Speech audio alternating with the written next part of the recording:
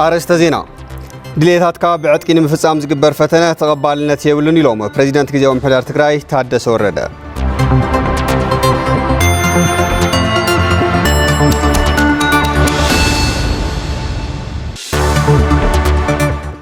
ንጹር ዕላማ ሒዝካ ብዝነቕሓን ዝተወደበን መንገዲ ዝምራሕ ህዝባዊ ተጋድሎ ሰዓራይ ምዃኑ ተሓቢሩ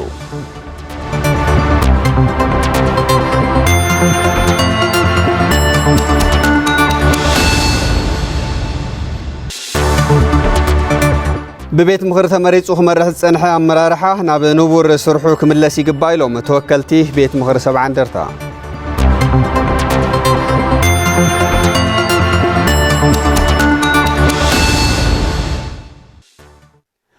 سلام تأنا بلنا كبرات تملكتي تلفزيون تግራይ إنه نقومبت 2017 نعم تمرز حرنا يوم زينات ساعات حدا حزنا قريبنا لنا زينات زعلت بمرحة نتفاز عسبي بمدام ملكتوان قالم صحيح حقوس مساهم صانحت كلنا يكسب مدة سنوات صانحهم تكتاتلوه بخبر عديمة نملا حزب تግራይ ينقع عن مبل 34 سن زخري بعال عاوت قومبت 10 بصحكاك نبل نفتو نفتي فلا ما يجيناك سجر بعتكي كونتات نمغيار زقبر فتنة تقبلنا كم زي بلو بريزيدنت كجاو محلار تግራይ ታደሰ ወረደ ገሊጾም كل تግራዋይ ሰላማዊ ፖለቲካዊ ቃልሲ በመካድ ኣብ ረብሓ ትግራይ ከዓስል ጻውዒት ዘቕረቡ ፕሬዝዳንት ታደሰ ንመበል 34 ዓመት 20 ጉንበት ዝተዳለወ ሕቑፊ ዕምበባ ኣብ ሓወልቲ ሰማዕታት ኣንቢሮም ኣለው ሳራ ብርሃለይ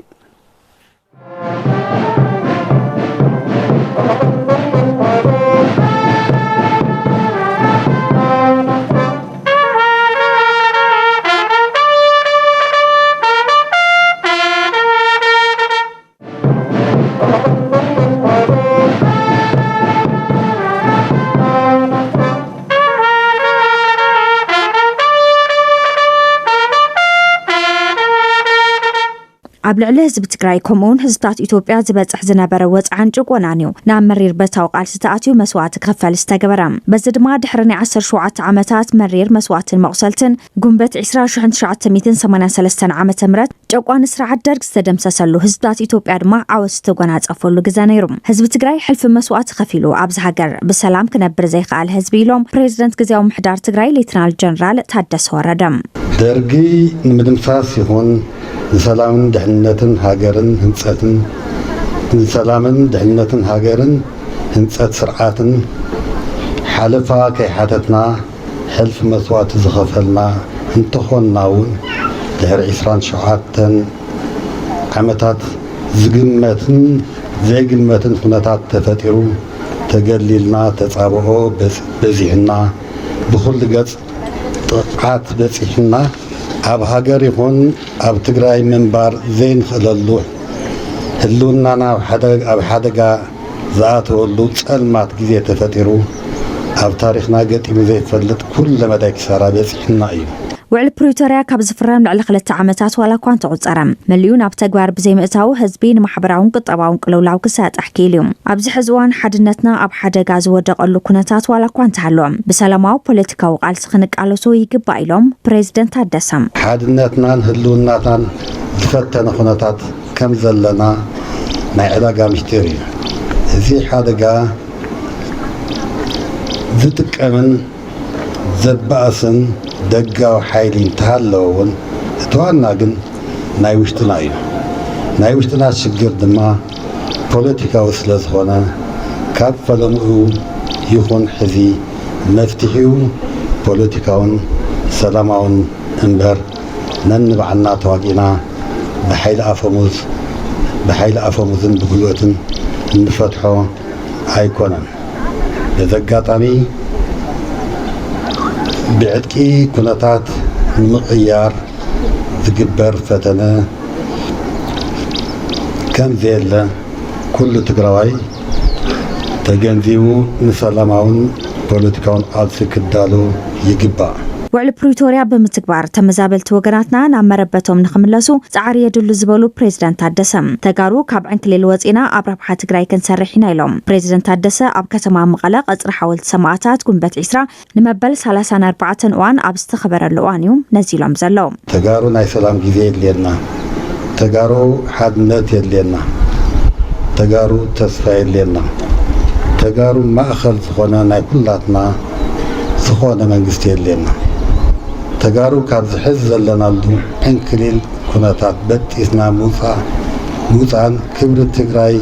ናብ ድሙር ምምላስን የለና ኣብቲ በዓል ንኣቦ ወንበር ውድብ ህዝባዊ ወያነ ሓርነት ትግራይ ዶክተር ደብረጽዮን ገብረ ሚካኤል ሓዊሱ ካልኦት ኣመራርሓን ነበርትን ተረኺቦም እቲ በዓል ኣኽቢሮም እዮም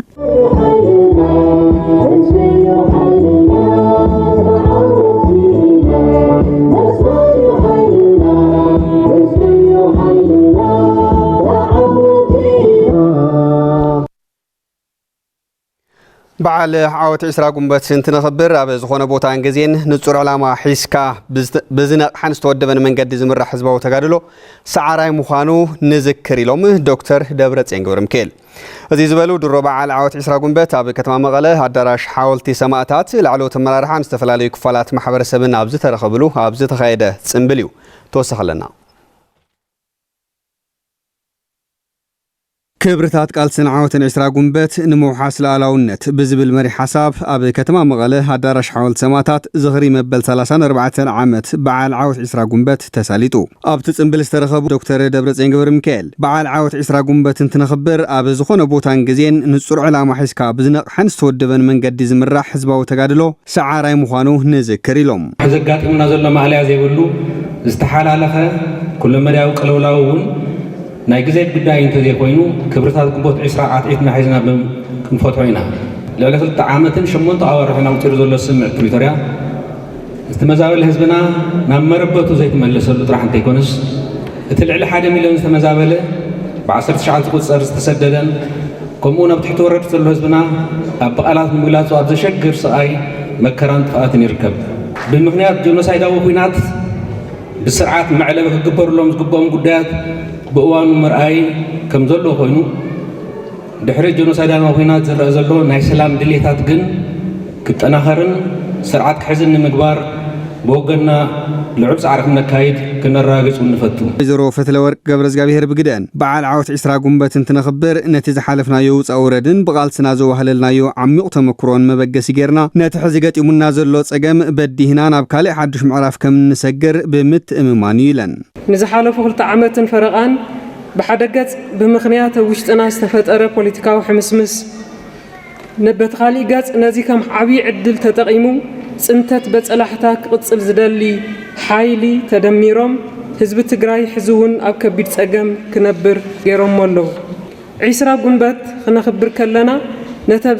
ነቲ ዝሓለፍናዮ ውፃእ ውረድን ብቓልስና ዘዋህለልናዮ ዓሚቕ ተመክሮን መበገሲና ጌርና ነቲ ሕዚ ገጢሙና ዘሎ ጸገማት በዲህና ናብ ካሊእ ሓድሽ ምዕራፍ ከም ንሰግር ብምትእማን እዩ ኣብቲ ጽምብል መልእኽቲ ዘሕለፉ ተወከልቲ ማሕበር ሓረስቶት ማሕበር ተጋደልትን ማሕበር ደቂ ኣንስትዮን ዝተመዛበለ ህዝቢ ትግራይ ናብ መረበቱ ክምለስን ውዕሊ ፕሪቶርያ ብምልኡነት ክትግበርን ጸዊዖም 40 ሚእታዊ ተሓራሳይ መሬት ትግራይ ኣብ ትሕቲ ጸላእቲ ገና ዘሎ ተመሊሱ ሓረስታይ ናብኡ ክሓርስ ውዕሊ ፕሪቶርያ ሙሉእ ብሙሉእ ክትግበር ናይ ባዕሉ ተራ ዝለዓለ ክጻወት ከም ዝኽእልን ዝተመዛበልትና ቁልጡፍ ምላሽ ዝጠልብ ተወዲቡ كم زكالس بزكاتامه بزعلزين نرغاغطكو لاعلاو مريتنا نمملاس تفناقلتنا وحسنتهم تحليون امربتهم كملسو مسل عرس محدرانا بهراو روحاتنا نمرغغاز او زغبر قالسي محبر تغادلت تግራይ بشمع اسرا ጉንበት ሰላማዊ ቃልሲ ከም ዝሕይል يرغاغጽ ደቃንስዮ ትግራይ ናይ ኩሉ ሻዕ ሕርያና ሰላም እዩ ስለዝኾነ ብቃልስና ዘረጋገጽናዮ መሰል ከይገሃስ ሰላምና ከይዝረግ ውዳበታትና ብምጥንኻር ሓድነት ህዝብና ተሓልዩ ክቅጽል ናይ ኣደነት ሓላፍነትና ክንዋጻእና ጸዋዕኹ ደጊመ እንኳዕ ንመበል 34 ዓመት በዓል ዕስራ ጉንበት ብሰላም ኣጽሕክ ነብጽሕና ይብል ኣብቲ ጽምብል ድሮ በዓል ዓወት ዕስራ ጉንበት ምክትል ፕሬዚደንት ግዚያዊ ምምሕዳር ትግራይ ኣይተ ኣማኑኤል ኣሰፋ ሓዊሱ ላዕሎት ኣመራርሓ ውድብ ህወሓትን ነበርቲ ከተማ መቐለን ተረኺቦም እዮም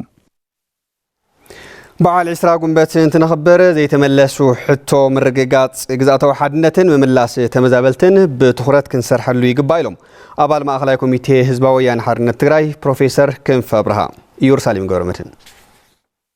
بعل جنبت عسرة أب حاولت سماعتات تخبيرهم أبت مدرخ ملقت زحلفو بروفيسور كنف أبرها بعل جنبت عسرة أنتنا خبر زي تملس حتى وجزاتها وحادنتن مملاس تمزابلتن بتخرت بزسرح له من قدك خوني قبايلهم كبرتات قال حزب تግራይ تلابيسكا زي كأل نجار كم زي الله عبد الله ناي عوت براها خطوة خم تقل عبية مهرتن سنقلو واني عوت عسرة جنبت نمبل 34 عام تنتنا خبر كلاتنا كم حزبي عبد تግራይنا هالو بدقة كبرتات قال سي عوت عسرة جنبت تحنجيتنا منفسن تعواتاينتن سعراينتن حزبنا أبوت أخمز الله سلنا أمن زلنا انكو ممارسي ويون أمارس زي ولو ممارسي حادنتنا زيادة حيلنا ودابتاتنا زيادة ستاتيمنا مسفتوتن محزوتن حزبتات زيادة محزنتنا عدل ديلنا لؤلاونتنا خنوحس جدًا أيوه. جنبت عسرة قبل الحزبات إثيوبيا زبط حزنا برد دربا وطعة زنا قفت يازبلو تساتفت التمدرخ كبرتات جنبت عسرة بمحنقات استمزاب الحزبن جزء واحد التجرين كرجاجت زملكتو أكل كسرحي قبايلهم. هذا جنبت عسرة جن بتشجر أجمع سبعة تمزال تناب كندا نحلو إلى نخرج لنا جن زي جنبت عسرة مخبار ندحر خبر خوينو تمزال تلاب بتو أنك تمليسهم احنا ونهمز النورنا يقدم خلصقاتنا بعنا مسنا ونينا كنسرح يقبلنا مالتي ومبات اسرا كازم سؤال خاب كيندانا هليسب ابصقامات شجري اب قلقلنا هلنا مخبار كن ترغم يولي الى امنا ازي قنبات اسرا وزيك نخبر كلنا كنسعسع دلينا كنزلل دلينا يكونن زحزو مالخت كن اللوو حيزا ينوفر مالخت اللوو تخنا وعلى بريتوريا اما فصمتو يبصحلنا غزياو منغستي انت زي كوين ونجن حزين حمشاي غزي اب كندا خنورو تزحامه مزلط راح يكونن تزمون زلون قصار يولن زنيا سلازي نقبرنا زي كنا خنبر زلناس افتا عدنا بصفرنا خويتنا تديرنا نحضر لها منقدي غزاعيو حزنا نخدلو زلنا عداراشي ازبل كاب زيناتات عاوت عسرة جنبت كي وصانا مبل 34 عامت عاوت عسرة جنبت سنتخبر هلوي صقامات تግራይ بزفتح አገባብ ክኸውን ከም ዝግባር ኢቶም ቴሌቪዥን ትግራይ ዝሃቦ ወገናት ገሊጾም ኣብዚ ሕዘዋን ኣብ ህዝቢ ትግራይ ዘለው ጸገማት ንምፍታሕ ሓድነት ወሳኒ ከም ዝኾነ ድማ ዞም ወገናት ርእይቶም ሂቦምና ኣለው ታደል ዳኘው የዝራሪቦም ስዒብ ኸርብ ደቂ ኣንስትዮ ትግራይ ብሓፈሻ ኣብ ልዕሊ ህዝቢ ትግራይ ብፍላይ ድማ ኣብ ልዕሊ ደቂ ኣንስትዮ ትግራይ ዝነበረ ጭቆናን ባርነትን ከኣልያ ፍትሒ ከንግሳን ማዓርነትን ከረጋግፃን ማዓረ ደቂ ተባዕትዮ ብጾተን ተቃሊሰን መስዋዕት ከፊለን ኣብ ጉንበት ዒስራ ዓብዪ ዓወት ኣመዝጊበን እየን እዚ ድማ ኩሉ ግዜ እንኾርዐሉን እንዝክሮን ታሪኽ ይብላ ደቂ ኣንስትዮ ነበርቲ ከተማ መቐለ ንፍትሒ ንርትዒ ንዲሞክራሲ ብሰላም ወፅአን ብሰላም ከኣትዋ ዘጋጥመን ፀገም ድማ ልዕልነት ሕጊ ከረጋግፀለን إلانيان مسوات خفيلان إلانيان تقاليسان دكان لمسواتي زوفيا مالتي مساجرن كعامس دك توعتي حواتن تقال سعود كخون غيرنيان زعلت زي انت ذكرات لناون نزينا نستوس مالتي كاب درباون صوتاون ጭቆና ክናገፋን ፍትሒ ከረጋግጽ አንስተቃለሳ ደቂ ኣንስትዮ ትግራይ ኣብ ዝሕዚ እዋን ኣብ ልዕሊአን ብገዛ ወገናተን ግፍዒ እንትበጽሐን ፍትሒ ክደናጎ ኢሉውን ክዕበጥ ዝፍተነሉ ኩነታት ምርኣይ ግና ዘሕዝንን ደቂ ኣንስትዮ ዝኸፈሉ መስዋዕቲ ዘናሹ ተግባርን ይብላ እዘን ወሃብ ትርኢቶ ደቂ ኣንስትዮ ህዝቡን ኣዴታት ካብ ንብዓት ይወጻን ህዝቡን ኣዴታት ካብ ስጋት ይወጻን ህዝቡን ኣዴታት ካብ መቅተልተ ይተረፋን ተረፍ ኩናት ኢና ንሕና ኢለ ዝሓስባና خابوسل ترس ترفع هزبزي قندم هزون بناي بعلنا وجن زقات منا صقم سفحيو فتحي هزلا خالي اني ولين حنا تنافت حبوتات تغس تعطيو كاوخصم يمصالوا التدفر دقن نسمع التسانني دفرانا لوا نغركم اما قللي تجبر ነገር የለ ይመላለሳለው ከዚ ለፍትሕ ሲናን ተዓጽይቶ ኃይሉ ተመልሰን ኸይደን ያወተን ደቃን ስለ ማለት አደዳ ትራንስፖርት ይንሆናል አለለው ታይሎ ወለደ እዩ ስለኹላትና ርድዩ ድሕሪኡ الفرار ኮይኖም تفتح خزي مسقاتي خالي اللي دحريت كملسنا ايو لا تملسل يلبلني انا كاب فرع عوتات جنبت عسرا زخونه معارنتن فتحن حزون كرغاغص كل مداي هاسيان مكران زت انا غدا زلو ادق انستيو فتحي كرخبا زي تمزابلا نامربتن كملسان غزياو ممحدار تግራይ بتخرت كسرحون يصوعا اذن اديتات افتن دق انستينا لبصح لطقات ممهر لخونا ندحر فتحت وهي خوينو صباح نكوي يدقمي مريح زبال أكل بب درج زلو مريح نزي تخرت غير خسرح تقل الله إلى إذا حسن مالتي جام محدار تجراي هزو النزي تخرتيو زين الديتات زياتن كل تجزخنا بعي جبانا كل تجزخ بخيا جبانا بتصلعتون تدفيرا تقتيلا بخيان رأسا كي يقنع تجرنين بزي كي تسوقنا حرينا نازل درجة زي كبصحنات الله هزون بوجنا كم زي ولا تجبار كفت صمت الله قلت في زقنا مفتحي لعلنا تحق خرجاجز كجبار كخل الله كراسة تملكتنا استفتر أجم يغرتها كحت فتو تقدم لنا نواخم زغرنا يا زينة زا صعبة زلايا كاب دربون صوتاون وصع كنا غفان فتحي كرغاغص ان تقاليسن اب عسرا غنبت دموع عوت زمزغوا دق انشو تግራይ ابز حزوان فتحي صمي ونلو يلن اب درو صمبل عوت عسرا غنبت سرخبا دق انشو كتما مغله زبل نيرو نفታት قلت كسجر مبل 34 عامت عوت عسرا غنبت نتنخبر هلو صقمات تግራይ بزفتح اجباب كخون كم زغبار يتوم تلفزيون تግራይ زهاب وغنات ገሊጾም ابز حزوان اب حزب تግራይ زلو صقمات مفتاح حدነት ወሳኔ كم زሆነ ድማ ቶም وهاب تريتو اغنزي وملو ታደል ዳኘው የዋዲዶ ስዒብ ሆርቢ አብየራው ወጻ ዝወለዶም ሕቶታት መሰረት ገይሩ ንበርኻ ዝወጸሉ ወጪውን ትናይ ህዝብ ሕቶ ጎኑ ሰሊፉ ካብ ጭቆናን ካብ ብሔራዊ ዕብለላን ነፃ ዝወጸሉ ዕለት እዩ ጉንበት ኢስራ ማለት እዩ ነፃ ምስወጸውን ብሔር ብሔረሰባት ናተይ ዝብልዋ ኢትዮጵያ ክትፈጠር ሕገ መንግስቲ ምስ ብሔር ብሔረሰባት ኮይኑ ኩሎም ህዝብታት ናተይ ዝብሉ ሕገ መንግስቲ እውን ክህልዎም ተሰማሚዖም ዘጽደቕዎ ሕገ መንግስቲ እውን ክህሉ ኣኺሉ ማለት እዩ ጉንበት ኢስራ ክንብል ከለና ብፍላይ ንተጋሩ ጥራሕ ኣይኮነን ከም ሃገር ትዝነበረ ስርዓት ደርጊ ደምሲሱ ናብ ዝሓሸ ዲሞክራሲን ሕገ መንግስትን ልምዓት ዝረጋገጸሉ ስርዓት ዝተኸለ ዋጋ ዝተኸፈለሉ መዓልቲ ኢለ ዝወስድ ፍሬያማ ዝኾነ መዓልቲ እዩ እዚ ብፍላይ ንተጋሩ ሕልፍና እዩ እዚ መዓልቲ እዚ ከም ህዝቢ ንልዕሊ 17 ዓመት ሙሉእ ንነፃነት ዓዲ ክንብል ንልምዓትን ዲሞክራሲን ክንብል ዝኸፈልና ዋጋውን ስለ ዝኾነ ተኸፈለ ዋጋ ንድሕሪት ተመሊሱ ዳግም ጆኖሳይዳዊ ኩናት ክፍጸመና ክኢሉ ማለት እዩ እዚ ድማ በቲ ዝተፈጠረ ናይ መሪሕነት ጸገም ክኾን ይኽእል ናይ ዝተኸልናዮ ስርዓት በአግባቡ ዘይ ምኻዱ ኾን ይኽእል እቲ ህዝቢ ዳግም ናብ ጸገም ተዳሪጉ ማለት እዩ ዝደለ ፈላላይ ይሃሊ ኣብ ተሓሳስባ ትግራዋይ ከም ትግራዋይ ግን ቅድሚ ሕዚ ኣብ ዘመናት ዝፈጸሞም ታሪኽ ክፈጽም ከም ዝኽእል ሓደ ሓበራዊ ዝኾነ ባህር ከም ዘለዎ ክርዳእ ክኽእል ኣለዎ ኣብ ረብሓን ኣብ ብሔራዊ ጥቕምን ናይ ትግራይ ግን ዘይምድርዳር ናይ ኩሉ ኣብ ዝሃለወ ያህሉ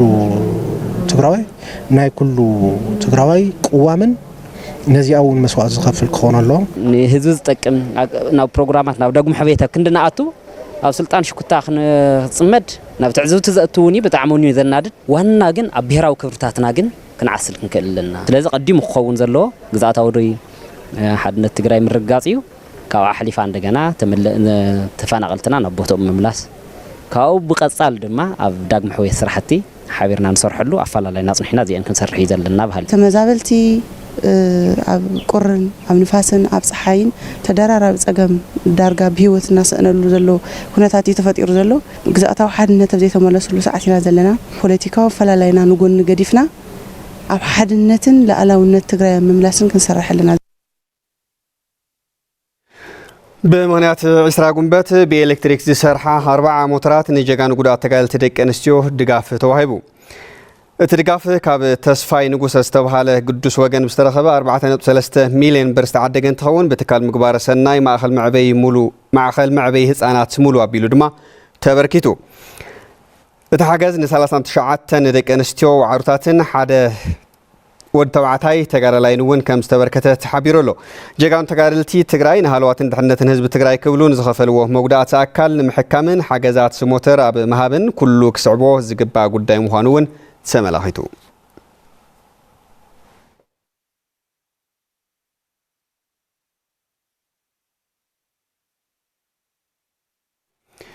ኣብ ወረዳ በርገሌ ጭላ መበል 34 ዓመት በዓል ዓወት 20 ጉንበት ክብርታት ቃልስን ዓወትን 20 ጉንበት ንምውሓስ ሉዓላውነት ብዝብል መሪ ሓሳብ ብፓነል ምይይጥ ተኸቢሩ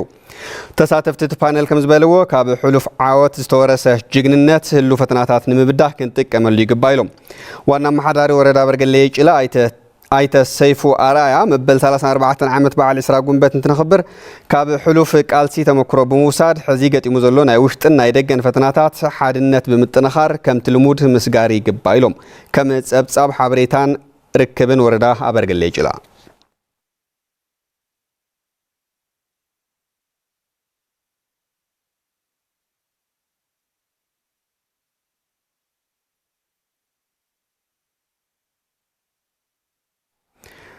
بمهنيات مبل 34 عاوت 20 ጉንበት ኣብ ወረዳ ሰሓርቲ ዑደት ልምዓት መስኖ ተሳሊጡ ብምትሕባር ቤት ምኽርን ምምሕዳር ወረዳ ሰሓርቲ ንስተዳለወ ተመክሮ ልውጥ ዝተፈላለዩ ልምዓታዊ ምንቅስቓስ ዝዳሰሰ ዑደት እዩ ተኻይዱ ዘሎ ኣብቲ ዑደት ኮምፖስት ብምጥቃም ዝለምዐ መስኖ ሓዊሱ ካልኦት መርኣያ ስራሕቲ ተራእዮም በዓል ሞያ ሕርሻት ጣብያ ሃይለ ገብሩን ሞዴል ገባር ቀሺ መንበረ ደሳለኝን ንዑደተኛታት ኣብ ዘመሓላለፍዎ ተመክሮ ቨርሚ ኮምፖስት 21 መደበኛ ኮምፖስትን ብምጥቃም የልምዑ ከም ዘለዎ ሓቢሮም ነቲ ዑደት ኣመልኪቱን ዝተሳለጠ መድረኽ ዘተ ዝመርሑ ዋና መሓዳሪ ወረዳ ሰሓርቲ መምህር ኪሮስ ጥዑማይ ከም ዝበልዎ ጣብያ ጣሺ ኣብ ልምዓታዊ ምንቅስቓስ ዝረአን ዝጭበጥን ስራሕቲ ትሰርሕ ከም ዘላ ኣረጋጊጾም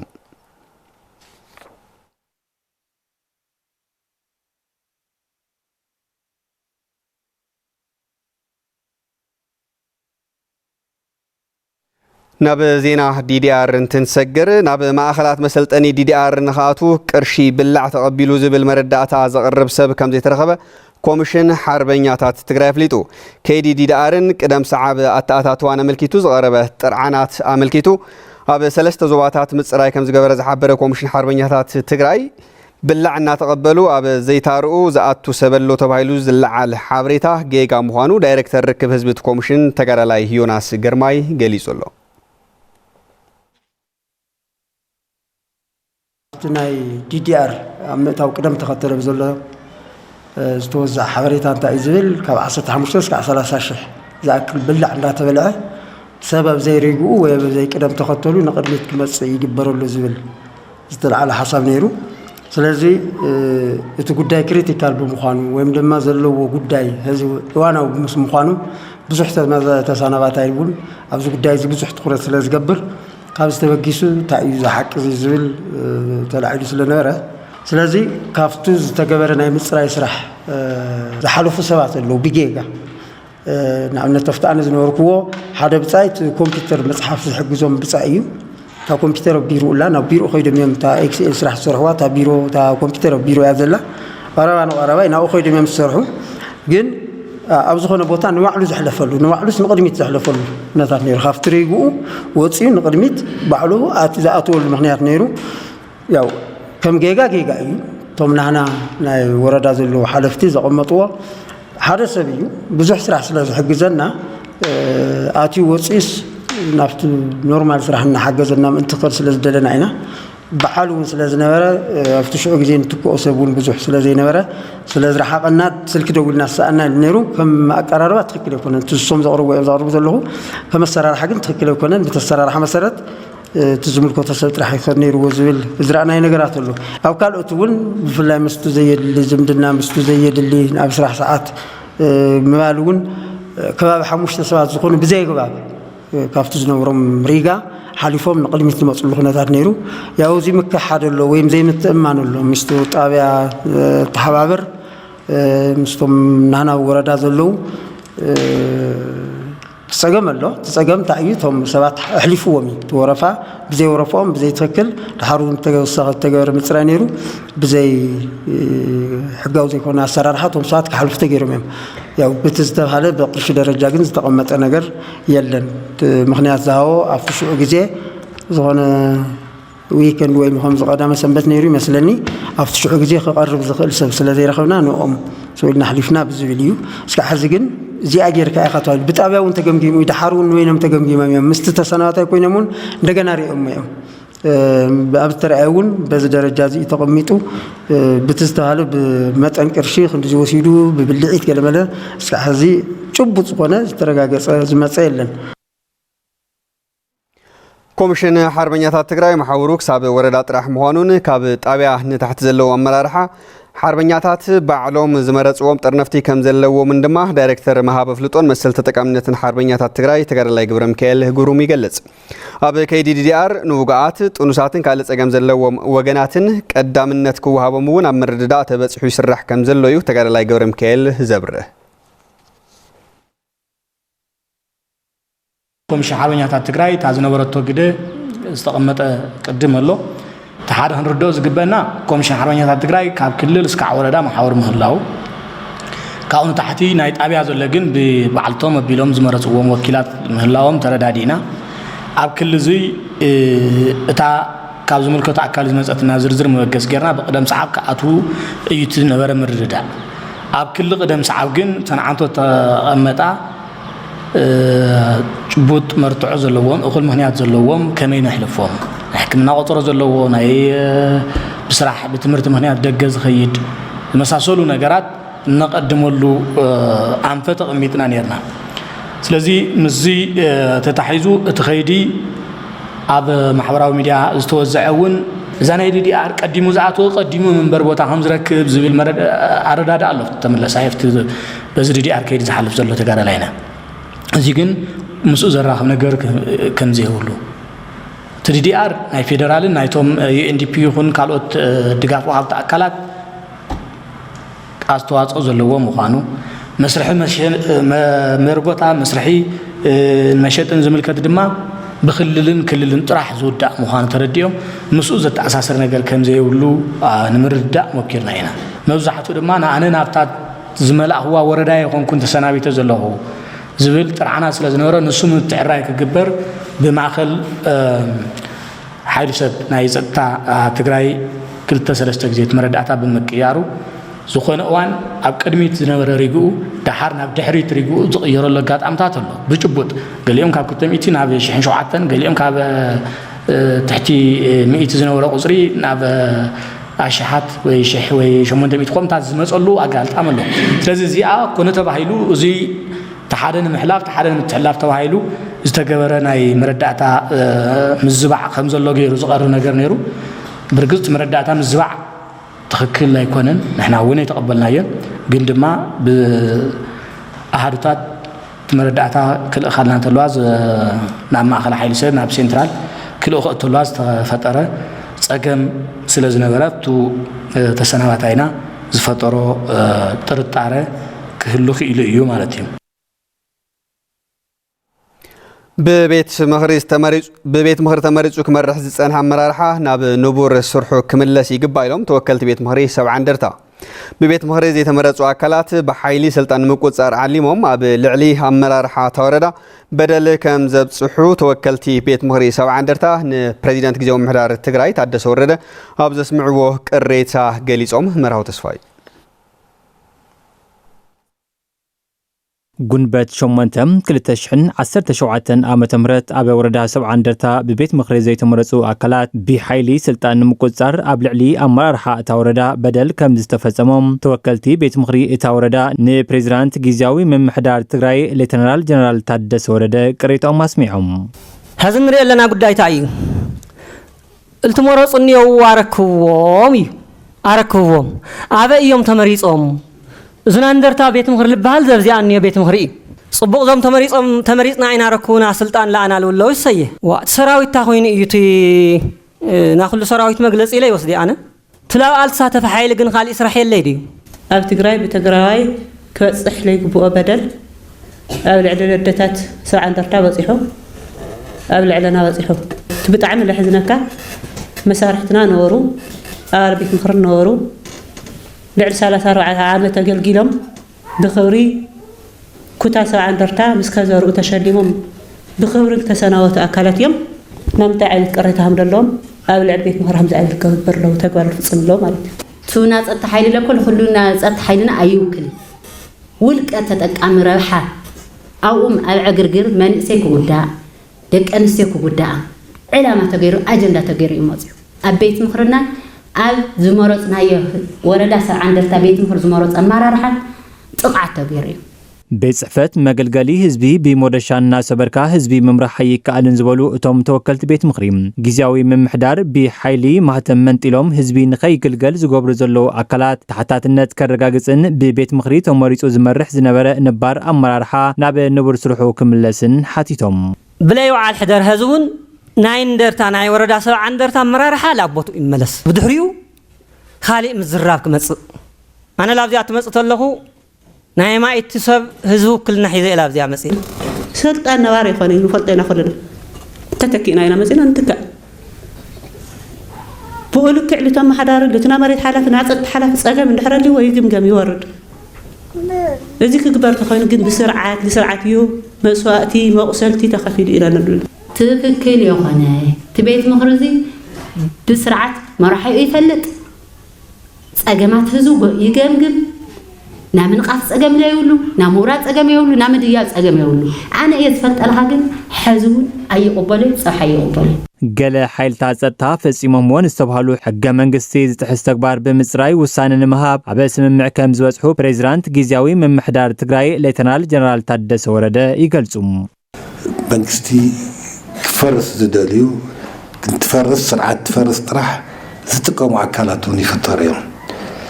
ስለዚህ ስርዓት ክነፍርስ የብልና ንያት ሓንቲ ታ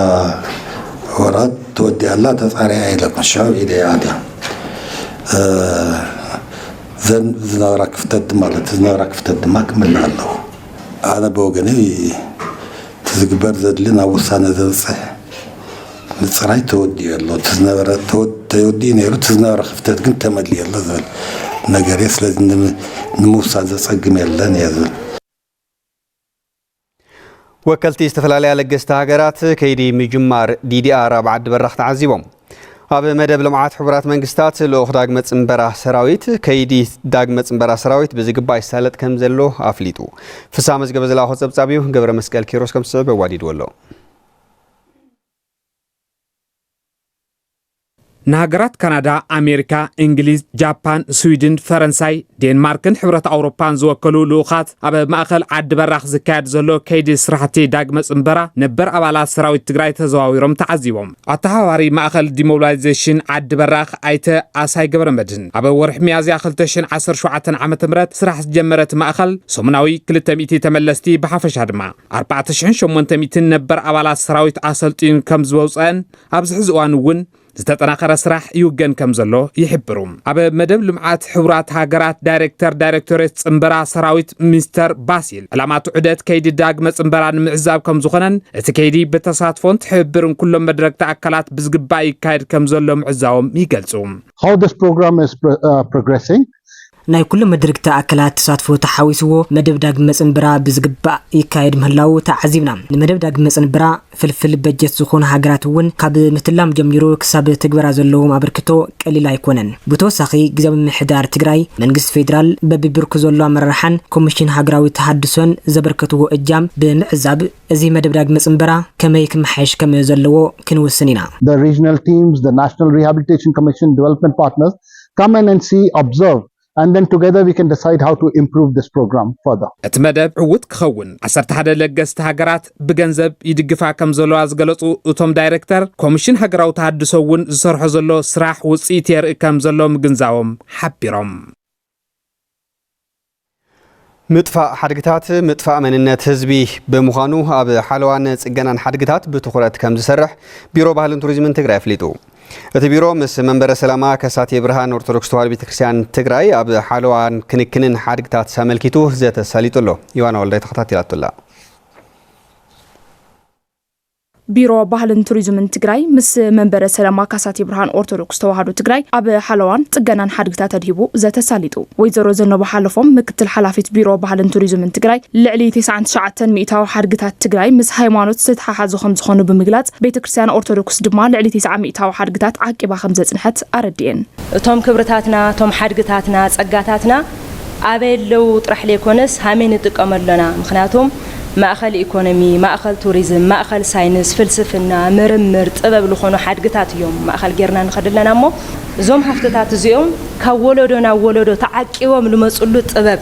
تعقيوم لمصلو فريحة እግዚአብሔር تعقيوم لمصلو كبري أبز حس ساعات خوينا مشرشرات نرئيلنا سلازي زقصال ولدو زوم كبرتاتنا عنقوتاتنا مجلس مننتنا لخونو حدقتات حزونا قصال ولدو كشغاغرو اندحر كوينوم أبز حز تركباي ولدو خعا كفتاتات يرأي اندحر اليوم هامئنا خنقصلو هامئنا زولدو زكنا هانصو ቢሮ ባህልን ቱሪዝምን ወሲዱ ወዘሎ ተበግሶ ብምንዓድ ርእቶ ዘቕረቡ ተሳተፍቲ ኣቦታት ሃይማኖት ካብኣቶም ዝድለግደ ከም ዝጻወቱ አብሪሆም ንኢንቨስትመንት ኣብ ዝወሃቡ ቦታታት ኣብ ካብራ ሃይማኖታዊ በዓላትን ኣብ ምጽጋን ታሪኻዊ ገዳማትን ቢሮ ባህልን ቱሪዝምን ምስ ኦርቶዶክስ ተዋህዶ ቤተክርስቲያን ትግራይ ተናቢቡ ክሰርሕውን እቶም ርእቶ ዝሃቡ ተሳተፍቲ ጠዊዖም ትክክል እዩ ኢኮኖሚያዊ ረብሓ ከምጹ ይግብኦም ቶም ገዳማትና ግን ድማ ናይ ሃይማኖት መትከል ብዘየዛብዕ كخون أم مقبار دحر تخكلنا ملكو حيزو ناتنا كخون زغل كرسي ونقول موز خان نبار بيتكسيان ولنا بسؤلو بهمسأتو بتحستو بكمامتو رئيناس قلنا كرسي نبار سلازخونه نايت انت سلازخونه كيف فرس نقول مو خيدو هذا بعد ما بتككل بساينس صنعوا وزي تصنعدو اين فلتن هاي كرسي سلازخونه كفرس ነው ይሉ ድጋፍ ይሄ አብዙ ዝኾነ እንትናት የጋጥመና በቶም አቦታት ሃይማኖት ንስተላዓሉ ርእቶታት መሰረት ገሮም መብርህ ዝሃቦ አይተ ሃይላይ በየነ ምክትል ሐላፊ ቢሮ ባህልን ቱሪዝምን ትግራይ ወለዲ ዓቂቦም ዘጽንሕዎም መግለጽ ስልጣነ ታሪክን መንነትን ህዝብ ትግራይ ካብ ምጥፋእ ንምድሓን ምስ አቦታት ሃይማኖት በሓባር ከም ዝሰርሑ አረጋጊጾም ምስ ክብረ በዓላት ኣሳሲሩ ዝተላዓለ ሕቶ ሓቂ ክብረ በዓላት ንኢኮኖሚ ንገለን ገለ ተባሂሉ ናብ ለይ ኮነ ሮንግ ኸይዶም እዮም ብዙሓት ተባላሽዮም ብጣዕሚ መሰከፍቲ ነገራት ነይሮም እዮም ብጣዕሚ ማለት እዩ ንስኹ ገር ከምለሎ ሰፊዕ መረዳእ ተገይሩ ስለዚ ዓብይ ፈተና ይልገጥመና አለ ሃይማኖታዊ በዓላትና ሃይማኖታዊ ክብርታቶም ሓልን ክበዓል ኾለሎ ምንም ናይ ቢሮ ለየው ወላውል መትከል እዩ ቤተክርስቲያን ይሰራሕ ግን لنبر تاريخ أفريقيا ቤተክርስቲያን ይህነጽን لفرس اندحرلي ወይ ካብ ጣዕሚ ሓደጋ እንተልዩ ነድሕኖ ጽገና لحدث ኮይኑን ይተሐደስ ግን بالتناوب መልክዑ ሳይነሳዊ ሆነ መልክዑ እቲ ሳይነስ ብልጠልዎ እቲ ናይ ጽገና ናይ ምሕዳስ ስርዓት ብልጠልዎ ይኹን ኣብ ዝመጽእ ክረምቲ ልዕሊ 9 ሚልዮን ፈልሲ ንምትካል ምድላዋት ይገብር ከም ዘሎ መምርሒ ሕርሻን ገጸር ልምዓትን ዞባ ደቡብ ትግራይ ኣፍሊጡ ኣስናቀ መሐመድ ዝላኾ ጸብጻቢው ገብረ መስቀል ኪሮስ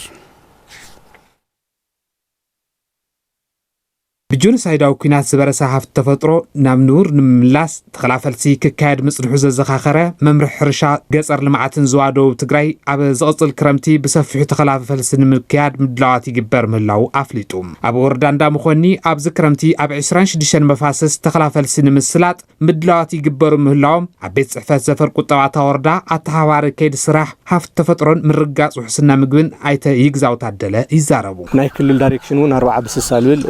ናይ ተኸላ ፖሊሲን ሄና ኣብዚ ማእከል ገርና ሀዝታዩ ሓምሉ ማንጎ አቮካዶ ሎሉ አፍተን ካልኦት ፈልሲ ጣብያታት አፍሊስን አይና ለለና ማለት እዩ ለምንታዩ ጥራሕ ኣብዞም ናይ በረኻ ኣዋማት ጥራሕ ለይኾነስ ምስ ሕብረተሰብ ተጠቃምነት ተታሒዙን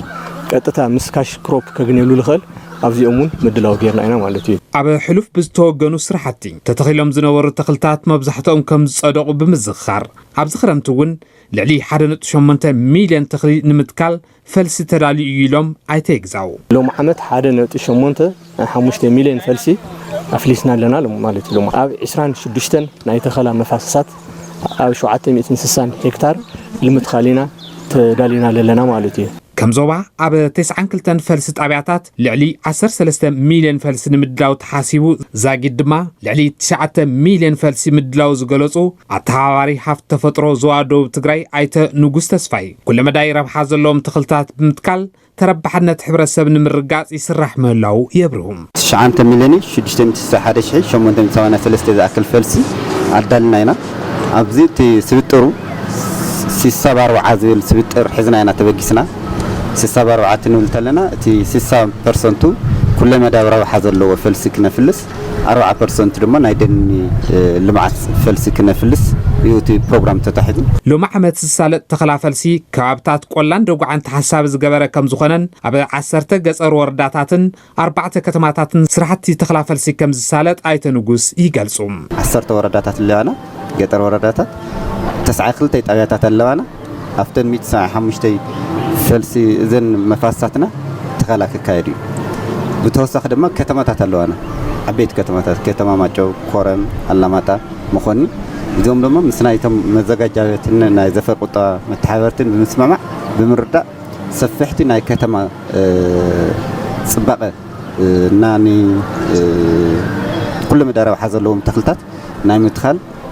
مدلوات وجينا هنا لم زبن نزسالت تخلافلسي 5 مليون غودا غودي تخعيتهم مدلاومن نتسرحتي بمتنخار استتحزت المنخعوات توسخي 4 مليون غودا غودي نمخعات ربرب يغبر مهلاو اتوم التحاوري يحبروم تخلا نمكاد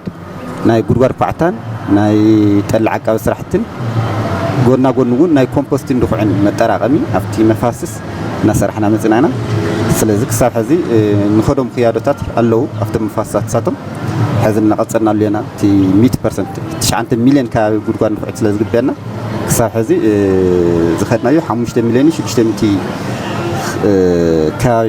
ጉድጓድ ኢና ከውዕትና ኣለና ተኸላፈልሲ ንምክያድ ኩነታት ኣጀማምራ ዝናብ ዝውስኖ እኳ እንተኾነ ከም ዞባ ሓምሊ 5 2017 ዓ.ም ክጅመር ትልሚ ተታሒዙ ምህላው ንምፍላጥ ተኻኢሉ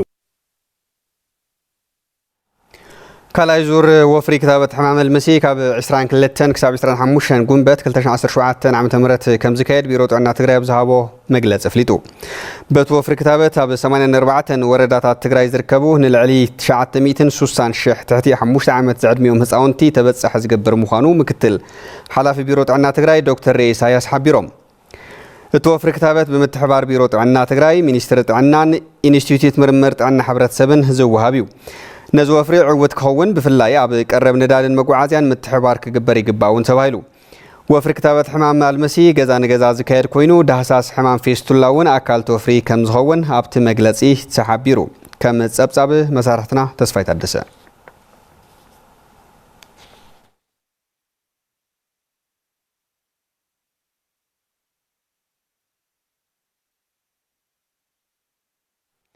أب وردا حوزين نتخطاتالي 10 معلتك وهاب صنحو فري استوادد كتابة تصر حمام نفيو عوت مخانو بيت صحفت عنا توردا فليتو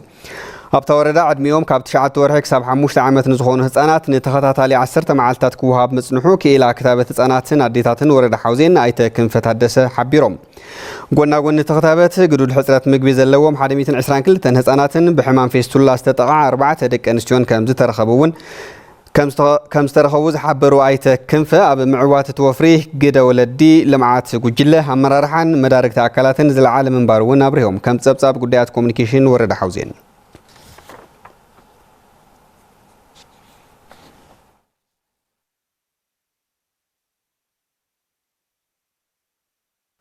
كبرات تخطاتلتنا زينات زعلت قدمي مخنباتنا هابزنا لهم مع انت كابزرانيوم عبيتي نطبتات كزهاركم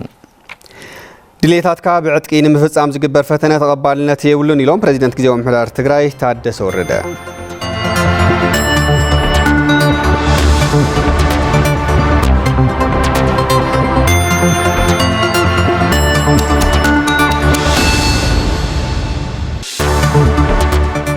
ንጹር ዕላማ ሒስካ በዝነቕሓን ዝተወደበን መንገዲ ዝምራሕ ህዝባዊ ተጋድሎ ሰዓራይ ምዃኑ ተሓቢሩ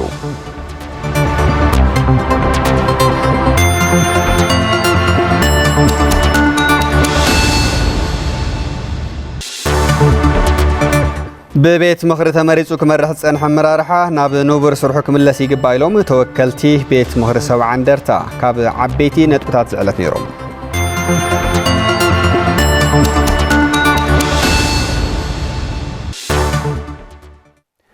مسانا صنحهم سلسته خطاتلكم كاب لبينا نمسجن زينات زعلت بممراح انسفاز قعسبي بمدام ملكت ቋንቋ ዓለም ፀሐይ ሓጎስ ምስ መላ ሰብ ሞያ ስቱዲዮ ቴሌቪዥን ትግራይ ምሳኹም ፀኒሕና ደጊመን ምክታልኩም መስጊና ምስተረፉ ምድለዋትና ሰናይ ግዜ